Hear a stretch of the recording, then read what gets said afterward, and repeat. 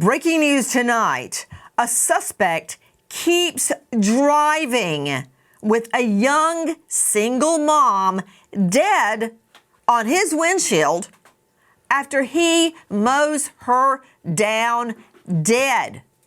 The young mom dead on his windshield, and he keeps driving, estimate for miles. Wait for it.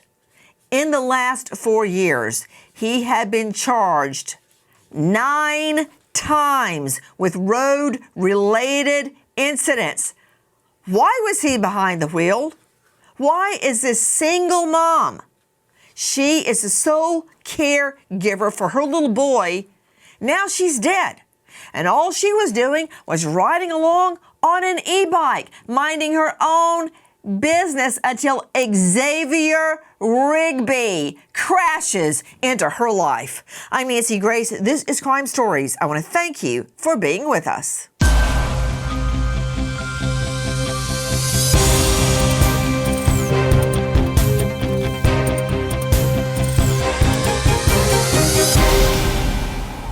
Kirsten Strang was a devoted single mother whose life revolved around her young son. Their days were filled with trips to the beach and creating a fun life for the two, until one fateful night shattered their world forever.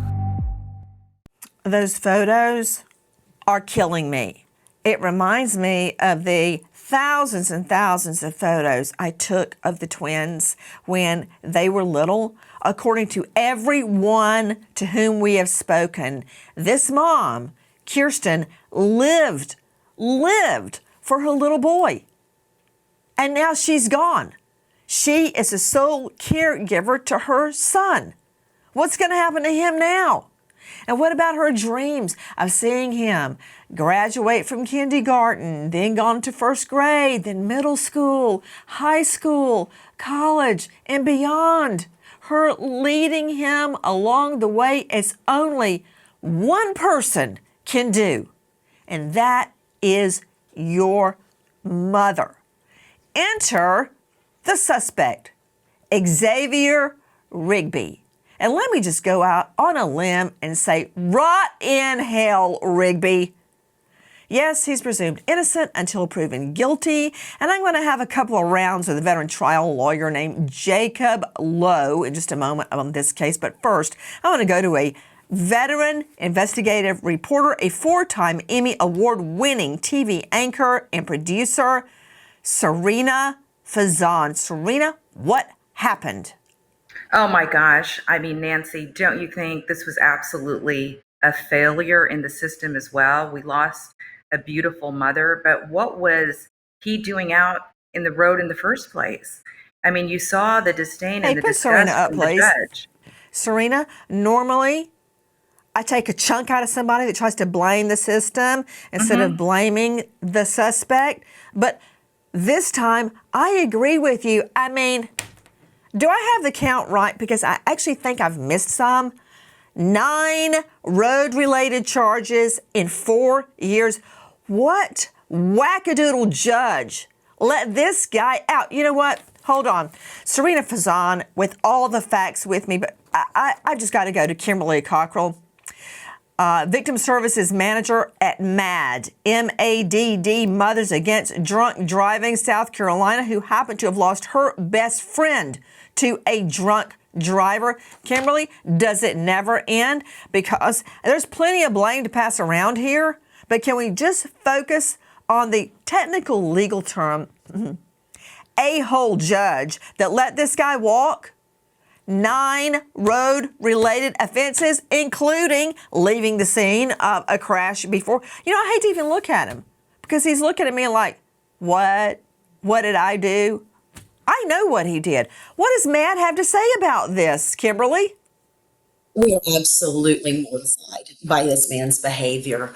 It's bad enough that you're drinking and driving, but then to keep driving for miles with the single mother on the hood of your car, that is absolutely vapid. I do not understand how this man could continue on with her on his car and just driving as if there was nothing wrong. I mean, Cheryl McCollum, who has also worked with MAD now, director of the Cold Case Research Institute and star of a hit podcast, Zone 7. Cheryl McCollum, he can't say he didn't see her. She's on his windshield. She's stuck on his windshield. Mommy on a windshield, Cheryl. What can he possibly say to that? Not only was that sound overwhelming, his car would have reacted not just to hitting her, but running over her e-bike. Nancy, this is one of those cases where you just have to say to yourself, he drove with this poor mother dying on the hood of his car through the windshield. Guys, I'm about to go to a veteran trial lawyer who has handled cases very similar to this. But first, I want you to hear what happened. Kirsten Strang is riding her e-bike in the bike lane, Gulfport, Florida, 10 p.m. Saturday night. A Nissan Altima approaches from behind at a high rate of speed, slams into Kirsten's bike, knocking the mother into the air, and does not stop. He continues driving as if there isn't an injured woman on his windshield. Injured, dying would be more appropriate. Guys, joining me right now is a very special guest who I consider to be a friend. It's Lisa Miller, and she lost a person most precious to her, her daughter, Samantha, to a drunk driver. There's Samantha. Is she not absolutely stunning? Do you see her in that wedding dress? I hate to even say it. She died in her wedding dress at the hands of a drunk driver, leaving her own wedding reception on a day that is the day parents live for. We live to see our child find the perfect person, and then we know we've done our job. We've hopefully gotten them through school, we've got them established in life, and then they find the life partner that we love too. And it all ended on what would have been the happiest night of Lisa Miller's life. Lisa, the moment I heard about Kirsten, a single mom, dead on this guy's windshield, the first thing I thought about was about you and Samantha. I can't describe the pain this family must be feeling, but you can, Lisa. What happened the night that Sam was brutally killed by a drunk driver? I'll just say that obviously nobody will ever understand what families go through when you lose a child or you lose a parent suddenly, unexpectedly on the happiest day of their life. I would not say, sorry, Nancy, that was the happiest day of my life. It was actually the worst day of my life. And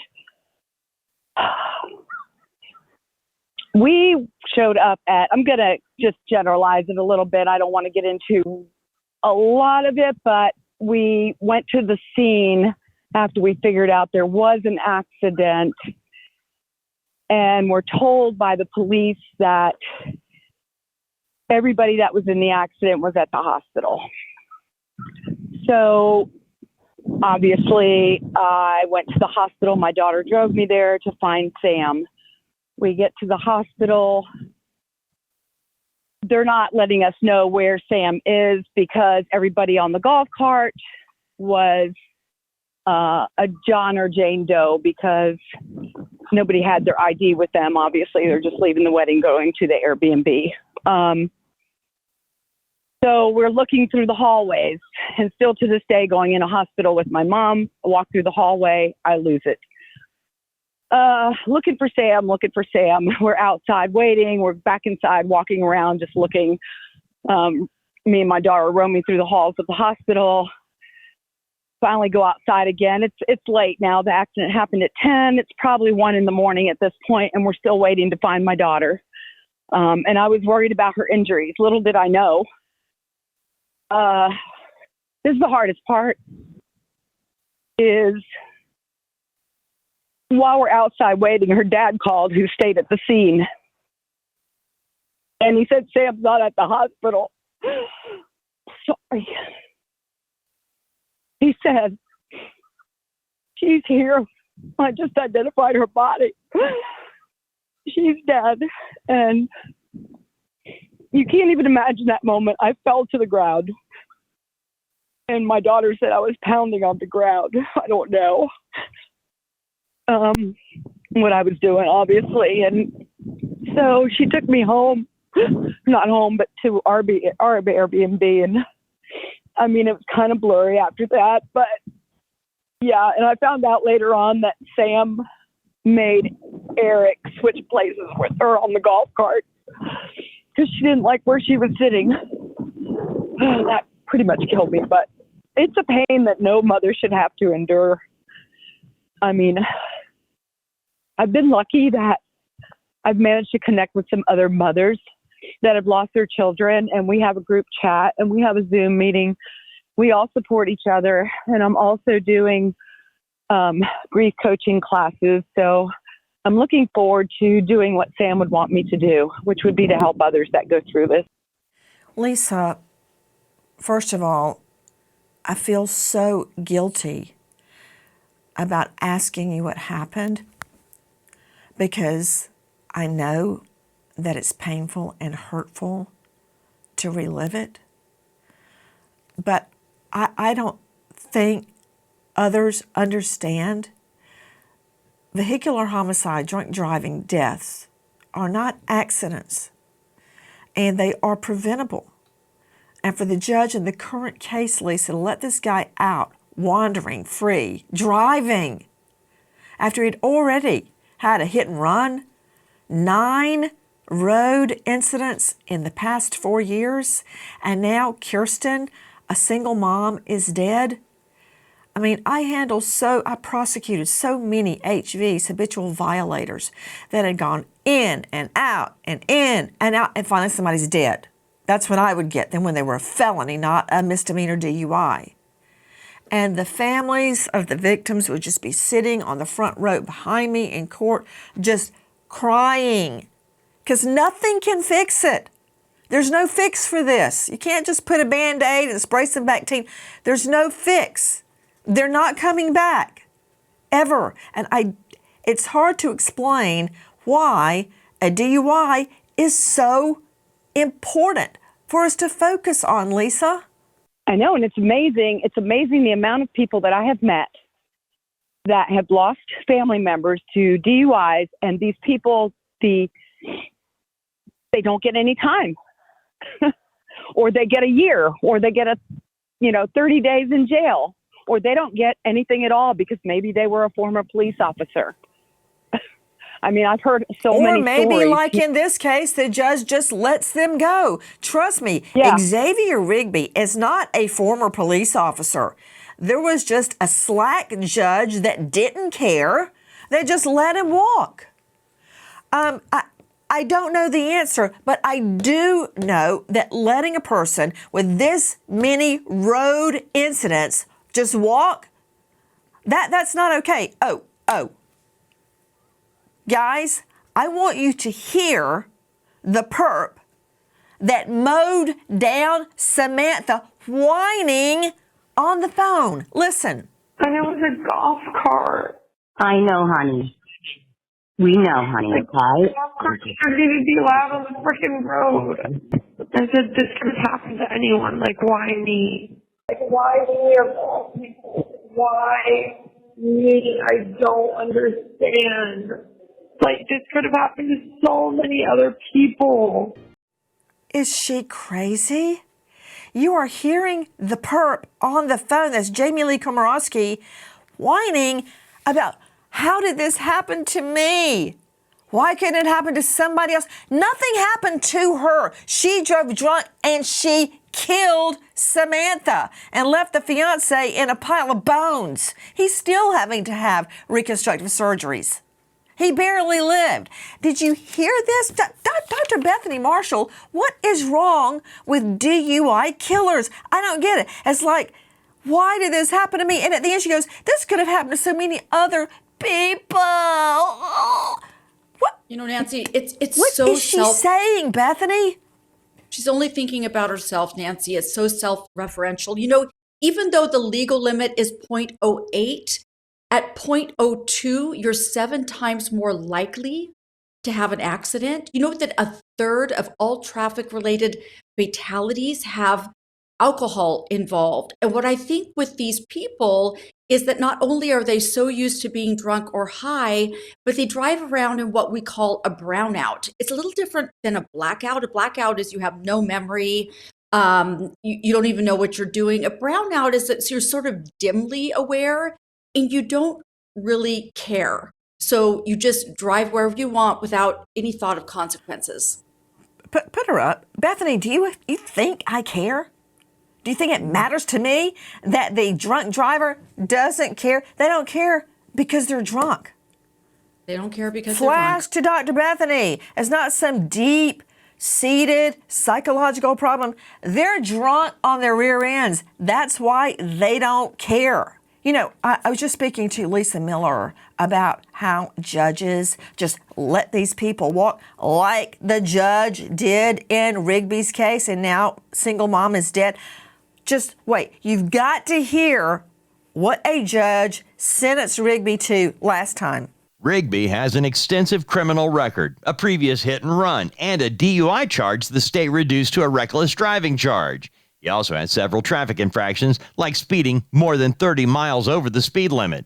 In his previous DUI, Rigby is caught driving on the wrong side of the road on a divided highway and has an open container in the charges, but is allowed to plead it down to reckless driving, completes DUI school, and a Mothers Against Drunk Driving online victim impact panel. Did you hear that? Let me go to Joseph Lowe. He's a veteran trial lawyer who practices in L.A., never lack of business there. He's the founder of the law firm Joseph H. Lowe IV. That means there's been 3 before him. Joseph, did you hear what Rigby got last time? He had to watch a video of a Mothers Against Drunk Driving panel. He had to watch a video. That was his punishment. What I heard even more is the absolute broken heart of Mrs. Miller. I can only imagine what that boy of the gal who unfortunately lost her life do this guy. That is so hard to listen to, and I'm gonna be honest. I brought tears to my eyes just listening to you, Nancy, and listening to Miss Miller. And we sit and listen to it, and let's just be real right now. Why we're outraged, why you're outraged, why you should be, is because it seems so senseless. And that's the whole part about the alcohol involved here. It lends to you to realize that there was no need for him to drink that much. If he was, we don't know, but we're being told he was, or at least the other person. And why? Why do they have to drink that much alcohol so that somebody else has to have everything they've ever owned taken from them and anything they'll ever have taken from them? But even worse, that boy's now going to grow up without the love of a parent in times of his life where he needs that advice and that comfort and that nurturing. I appreciate everything you just said, but this must be an echo chamber because I've already said that. I asked you, how does a defense attorney stand by and you're looking at your HV, your habitual violator client, and you hear the judge just give him watching a video, a Mothers Against Drunk Driving panel video. That's the sentence? When you know this guy either needs to go to jail to dry out or to go to some kind of a lockdown rehab, and he just walks out the door and you know he's going to do it again. How do you bring yourself to stay quiet? I personally would not, and I've had similar cases, not with this magnitude, what I'm about to do, but that is I have actually said to the court that you can give them the standard penalties, which is what the judge did. But I've said before, this person is going to need more than that because otherwise we're going to be here again. As an officer of the court, I've taken a solemn oath to make sure I'm helping, not hurting. And if I've determined that this person needs more, because I got him some screening and a counseling, someone very professional like Dr. Bethany Marshall here, who says this is what they're going to need, I have gone to the judge before and say, look, this is what they really need. And it's a little bit more. but as a result, we're all going to be safer. That's what's supposed to happen from the defense side as well. So you're right. There's no answer to your question that's going to be inflammatory than, oh, what's the big deal? That's what's supposed to happen, and you know it as well. And unfortunately, it doesn't happen enough. Well, Joseph Lowe, veteran trial lawyer, you're absolutely correct. Sadly, that is not what happened in the case of Lisa's daughter, Sam, or in the current case of Xavier Rigby. The perp driving in and out of traffic for 8 blocks with Kirsten still stuck to his windshield. Finally, Kirsten falls off the windshield, crashing onto the ground. The driver doesn't call 911, doesn't stop to render aid, fails to wait for first responders to arrive. He continues on, leaving the mortally wounded woman in the roadway. Hi guys, the Fed has finally dropped interest rates, and that is great news for all American homeowners. Wages are flat, prices keep climbing, and for many people, the only way to get by is to use credit cards and build up all that debt. If you are a homeowner, consider calling American Financing. Interest rates have dropped. Many homeowners are seeing options in the low 5s. Now, compare that to credit card interest rates charging rates in the 20s or higher. That's a lot of money. They're salary-based mortgage consultants, and I say that because they don't get a cut of their sales. Salary-based mortgage consultants save customers an average of $800 a month. If you get started today, you may even be able to delay your next mortgage payment. Take control. I know sometimes it feels like you're drowning in debt. Call American Financing, 866-888-0344. Repeat, 866-888-0344. Or go online to americanfinancing.net/Nancy. And good luck. Kirsten went for a seemingly ordinary bike ride on her e-bike gliding along the Gulfport, Florida curb lane. Unbeknownst to her, a reckless man was about to make a series of catastrophic choices that would change everything. Straight back out to award-winning TV anchor and investigative reporter Serena Fazan. Serena, where exactly did this happen? So it happened in an area called Gulfport. And Nancy, it's such a beautiful, small community. I can imagine how it shattered that area. You know, it's near the water, the population, it's a very small population, home to a lot of artists, hardworking people. I just can't even imagine. I can't even imagine for the people who witnessed that. This is what happened when responders get to the scene. First responders arrive on the scene, but it's too late. Kirsten is pronounced deceased on the scene. The driver of the Nissan Altima is no stranger to traffic offenses. Xavier Rigby has multiple offenses and knows his duty to stop and render aid. Instead, leaves the woman's crumpled body on the road and takes off. The Pinellas County Sheriff's Office quickly identifies the suspect vehicle and tracks Rigby down in short order, finding the fleeing suspect about a mile away at a liquor store. Police can smell alcohol on his breath. He has bloodshot eyes, can barely walk. His speech is slurred, refuses a roadside sobriety test. Let's analyze what we've just learned. We learned that the suspect is a mile away, already at a liquor store. At a liquor store. Kirsten just fell off his windshield where he left her on the side of the road dead. And he goes straight to a liquor store. Okay, that's not helping anything to Cheryl McCollum. What about it? He cared more about getting more booze than her life. He was mission focused. He didn't see her. He didn't stop when he ran over the bike. He didn't stop when he flung her off the hood. But he kept going for a mile to a liquor store. You know, I'm very curious your reaction. Cheryl McCollum with us, Director of Cold Case Research Institute and star of a hit podcast, Zone 7. Cheryl, did you hear the judge's earlier sentence on this guy? Let him walk, pled the case down. In that case, he was driving on the wrong side of the road drunk. That's a head-on collision waiting to happen. With an open container, what does that mean? That means he's got an open beer or liquor without a top on it. In other words, drinking it. The reason we call it open container is because they don't actually guzzle it down in front of the cops, but they're sitting there with a beer or alcohol, hard alcohol, open in the car. All right, that's called open container. So he's driving drunk down the wrong side of the road on a divided highway, Cheryl. That means those victims, they can't even go anywhere. The highway's divided. They'll run into a median if they try to get out of his way. See what I mean? So it's death to them no matter what they do. Wrong side of the road, divided highway, open container. It got pled down to reckless driving, and all he had to do was watch a video of Mothers Against Drunk Driving online. That's it. His prior offenses started 4 years ago when he was 18. He hasn't even been legally able to drink except for a year, and he's already had a DUI prior to that. Why this guy was not on their radar, I don't know. And here's another question. I don't know how he still has a car or insurance or a driver's license. Kimberly Cockrell joining us from Mothers Against Drunk Driving out of South Carolina. Kimberly, I know at some point you're not surprised anymore or shocked. I still am, amazingly. But how many times has someone driven drunk, statistically, by the time they're caught one time?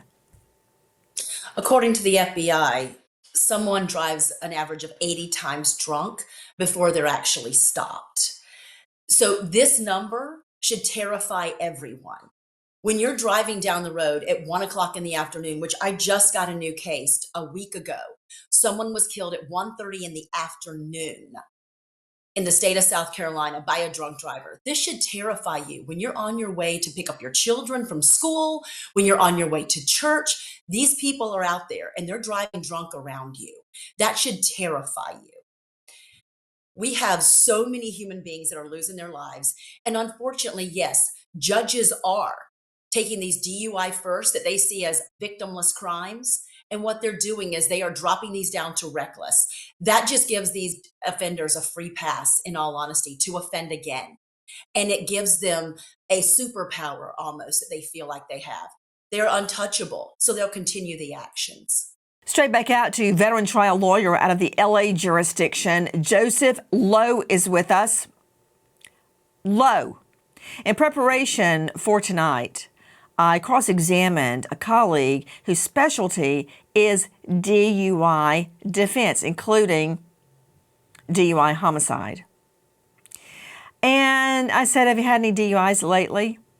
And he said, oh yeah, I had a DUI vehicular homicide, and guess what? I got it pled down to reckless driving, which is basically a citation. And he was so proud. He was so proud.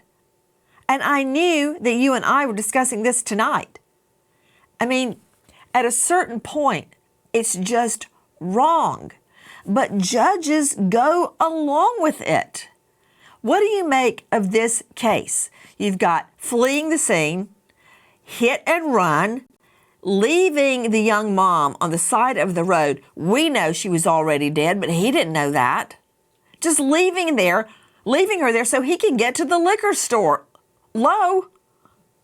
Well, clearly the defense lawyer is going to have their work cut out for him. But let me play the role for a minute. If I had this case and I wanted to win it, I had to win it. It was the right thing to do because I'm supposed to zealously fight for my client's rights. Here's what I'd say.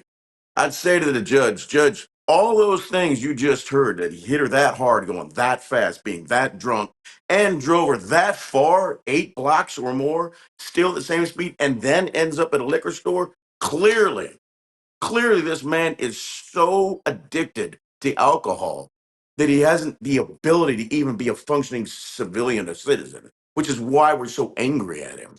And the reason, if we stay angry at him, that he's going to go to prison, in this case, he's going to go to prison if you look at the charges. But if he comes out, which he will, and he'll probably be somewhere around 35, maybe 40, he's going to be even worse, and he's going to be back on the streets, and we're going to see this again, and some other judge is going to get the same problem. So, Judge, what I want you to do is not put him in the human warehouse for 14, 15 years and make him worse. Let's get him the treatment he needs that gives him the best chance he possibly has to be able to be a functioning member of society and address the real issue, which is the alcoholism. That's pretty much where the defense is going to go. And that's why, if it works, it works. It's because a lot of times they'll buy off on that. It's the substance abuse angle, probably where they're going to go with it. Okay, have you ever seen a snake charmer, maybe on National Geographic or something like that, where the snake's doing like that, and the snake charmer's doing like that, and they have this symbiotic thing going on? You know what? Thank God I know better than to believe anything you just said, because it was very, very compelling. And now I know how you men win so many cases. You look at the judge just like you look at that camera, and you go off on a roll, and it all makes sense. And then it's all over, and the judges let the guy walk out of the courthouse with the reckless driving. That's how you do it. I want to go back to this getting sentenced to watching an online Mothers Against Drunk Driving video. That is his sentence. Straight out to Dr. Bethany Marshall joining us, psychoanalyst out of the LA jurisdiction, author of Jailbreaks. You can see her now on Peacock, and you can find her at drbethanymarshall.com. Dr. Bethany Marshall, I know better than to ask Joseph Lowe this question, because somehow he'll worm out of it. But the law is, Dr. Bethany, that voluntary use of drugs or alcohol is never a defense. What he was talking about is mitigation. When the guys pled guilty, it's not a fact-finding mission anymore. It's about getting a light sentence. Drugs and alcohol, not a defense in the guilt-innocence phase. So one thing I want to understand is what he just said, which is right, how the guy ends straight back up at the liquor store. You know, Nancy, he has an addiction, a compulsion, and one of the very essential features of an addiction is lack of insight into the harm it will cause other people. So if this guy does not have consequences, he will just go right back out and use. He needs to be behind bars, not only for society, because he needs to get the fumes out. He needs to be behind bars for 14, 15 years so that he can be sober. If he can be sober behind bars. And, you know, the things with addiction, Nancy, is that it never goes away. Somebody can be addicted, drinking, using wait, for put 10, it, Bethany. Bethany, a veteran, now lawyer, was a motorman in APD forever. That's how I knew him. He came in as a witness. And he would not drink a drop, and explained to me that his father was what he called a dry drunk. And that kind of goes back to what trial lawyer Joseph Lowe was saying. They get dried out in jail, but I don't know that that cures it. What is a dry drunk? Which this guy, Rigby, certainly is not. Well, you know, a lot of addicts have what we call dual diagnosis, which is there is a comorbidity with another psychiatric illness like bipolar, schizophrenia, personality disorder. So the dry drunk, maybe they're not drinking, but they still have all the other issues associated with addiction. I think of it like if you're driving down the road and there's a big pothole and you hit it, something's going to happen to your tires. But what if there's a little thin shield over the pothole and you still drive down that road? You're still going to have damage to your vehicle. So sobriety is like that little thin shield. It may cover up the addiction, but the pothole is still there. Addiction is chronic throughout the lifespan. The only cure is to not drink, which is why this guy needs to be behind bars. The devoted mom to a young son, Kirsten's social media is covered with family photos, but almost every photo includes her son. One of Kirsten's last posts on Facebook was written directly to her son, saying, "As long as I'm living, my baby, you'll be loved, and I'll love you forever." Kirsten's friend, describing her as an angel, have set up a GoFundMe to provide help with funeral expenses, with proceeds turned over to Kirsten's mother, Elaine, who will now be standing in the gap, caring for her grandson.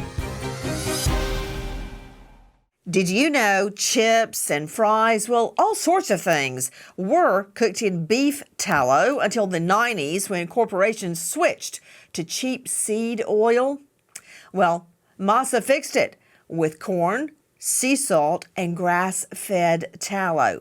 It's crunchier, it's tastier, without icky side effects. You want to try masa?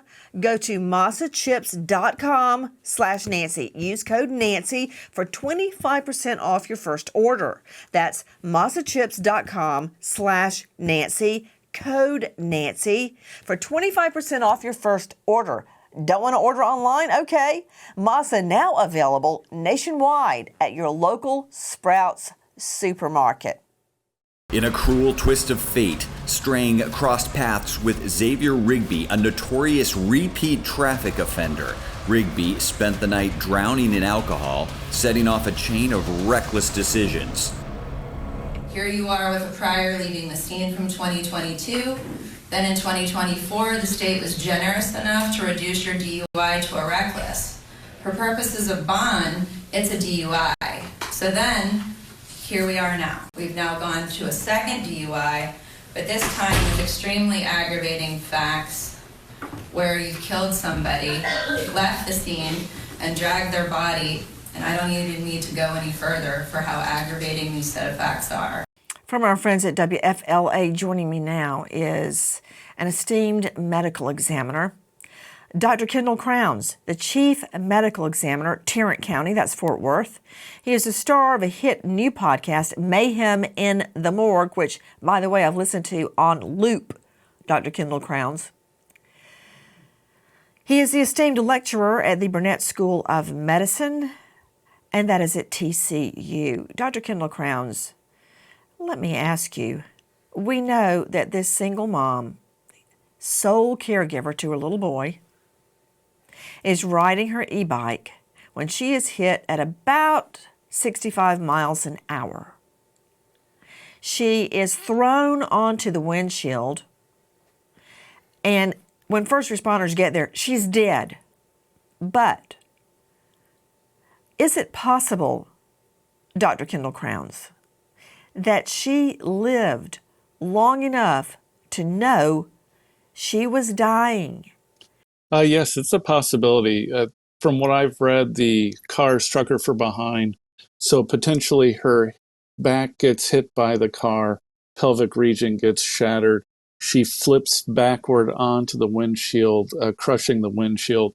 That would possibly break ribs, break her thoracic spine, or make her a paraplegic, but not necessarily compromise her head if she had a helmet on especially, or break her neck. So she's now wedged in the window, broken glass, penetrating her skin. She would have rib fractures. She would be bleeding internally as well as externally, but not necessarily be dead immediately. She probably had several minutes of survivability where she was sitting in that window on the hood of that car, bleeding out. Dr. Kendall Crowns, have you ever undergone surgery and they put you under anesthesia? Yes. Me too. And the last thing I'm thinking is I hear them saying count backwards, and I start counting backwards. And then I quit counting and pray, Lord, let me live through this surgery so I can raise the twins. They are my last thought. I wonder if she could think about her baby boy, or if she was in so much pain, or was she knocked out when she was first hit, when she flew through the air and crashed into his windshield. But people have recounted their last memories before they died and they were brought back, resuscitated. I've had witnesses tell me their last memories, and they were almost always of their children. It's possible that would be her last memory, but she conscious. It's debatable if she hit her head or not, but if she is conscious, it is a possibility, because if her head's not compromised, she would still possibly be able to think and feel, and who knows where her last memories would be. But I agree with you, most people's last memories that have children are thinking about their children and what will happen to them before they go unconscious. Joining me, a fellow warrior in the trenches, Cheryl McCollum and I started fighting crime together many, many years ago. We met fighting domestic violence. Cheryl McCollum, now star of a hit podcast, Zone 7. Cheryl, I've had victims tell me so many different variations of what happened to them. It's almost always up, who's going to take care of my children? That's their last thought. Forget their pain, forget what they've been through. That's what they're thinking. They're not thinking, I'm dying. They're thinking about their child. See, there's no doubt in my mind that every single thing she did from the moment that baby got here was for him, about him, because of him. There's no question. And, you know, I think people, when they say, well, I mean, it's just drunk driving, we can watch the video. Drunk driving is the same as shooting a gun in a crowd of people. You may or may not hit anybody. You may or may not kill anybody. But you take the risk every single time you do it. And you don't care who it hits. You don't care who it kills. That's the risk you take. And what this person took from this little boy, he deserves to spend the rest of his life in jail. Bombshell tonight. Crime Stories now streaming first on Fox 1. That's right. You can now watch new episodes of Crime Stories first on Fox 1. And I am so proud to have a partner who furthers our mission to always seek justice. Watch episodes first with Fox 1, 24 hours before they are seen anywhere else. Try 7 days free. The brand new season of Crime Stories airs now on Fox 1. Click the link in the episode description to learn more and watch first on Fox 1.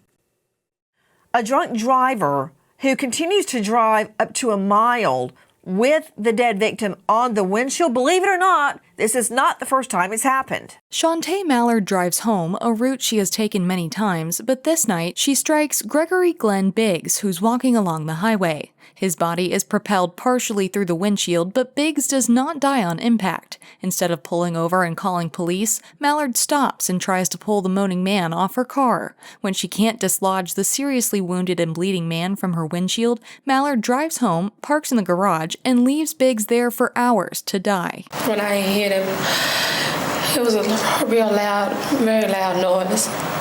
And all this glass started flying in the car, followed by a lot of wind. And the glass was just cutting at my skin. It was just stinging me. Boo-hoo! Shantae Mallard ran a guy down, and she's whining that the glass on her windshield cut her skin. He's dead, woman! And then, of course, there's Stacy Sanchez. Around 6:20 a.m., Jack Tennelson, on his way to Brother Bino's soup kitchen, the homeless man on the sidewalk, when Stacy Sanchez, on her way home from a night of partying, hits Tennelson with such force, his body smashes through the windshield, landing in the front passenger seat. The bottom part of one of his legs is severed on impact, later recovered at the back of the car near the rear window. Then there's Nestor Flores. A woman in the drive-thru at Jack in the Box, 11 p.m., calls 911 for a welfare check on a man slumped over the wheel of his car. The driver, 31-year-old Nestor Flores, smells like a brewery, says he hit a deer. Inside, police find a dead human in the passenger seat. The next morning, partial human remains are found in Dallas that match the remains in Flores' car. The impact's so severe, the victim's body thrown through the windshield and came to rest on the passenger seat, and Flores drove 38 miles before stopping. Flores has 2 other driving while intoxicated charges in the last 5 years. Joseph Lowe, I'm sure you're trying to hide right now and hope I don't come to you. This guy, Flores, had half the victim's body in his car. The other half, the passenger seat right beside him, yes, him, Flores. And the other half of the victim was 38 miles away. And he didn't know he said he didn't know what happened. Who does he think was in the passenger seat right beside him? Just like in this case. What did Rigby think? Why did he think he needed to go to the liquor store with his windshield cracked wide open? Well, apparently he thought it was Bambi. And I guess it was so mutilated he couldn't tell what it was or who it was, which again gives you an idea either how fast he was going or how drunk he really was. I'm going to guess that didn't go so well for him in court to be that unaware and that that ridiculous. But that's what would have to say to what happened there. To Serena Fazan joining us, where does the case stand right now? And where is the little boy? The little boy is now with his grandmother. So at least, he's in the caring arms of someone who deeply loves him. And what about Rigby? Well, that we haven't even talked about this. He was falling asleep in the courtroom. The judge had to reprimand him because he was literally falling asleep in the courtroom. I don't know if you guys saw that. He's not even paying attention to anything. So at least he is behind bars. And Nancy, I know we've talked about this, but this is just a system-wide failure as well. And I know we've talked to Attorney Lowe about this, but there's clearly a moral breakdown with this gentleman. I don't believe there is rehabilitation in this case. You know what, Serena Fazan, as correct as you may be, I'm going to leave his moral breakdown to be ferreted out between him and the Lord. I'm concerned about his drunk rear end going to jail and staying there this time. But Serena Fazan, I'm so glad you brought that up. We're showing you video from our friends at Fox 13. He's not worried about Kirsten. He's not worried about her baby. He's asleep. He's so unconcerned about what's happening. He's actually falling asleep standing up. Thank you, Serena Fazan. And on that note, I will ask, if you know or think you know anything about this case, please dial 727-580-6200. 727-582-6200. All we can do now is seek justice for Kirsten's son. We remember an American hero, Deputy Sheriff Sidney Carter, killed in the line of duty, survived by her parents, grieving parents, Annette and Jerry. American hero, Sheriff Sidney Carter. Thank you to our guests, but especially to you for being with us. Nancy Grace signing off for tonight, but I'll see you tomorrow night. And until then, good night, friend.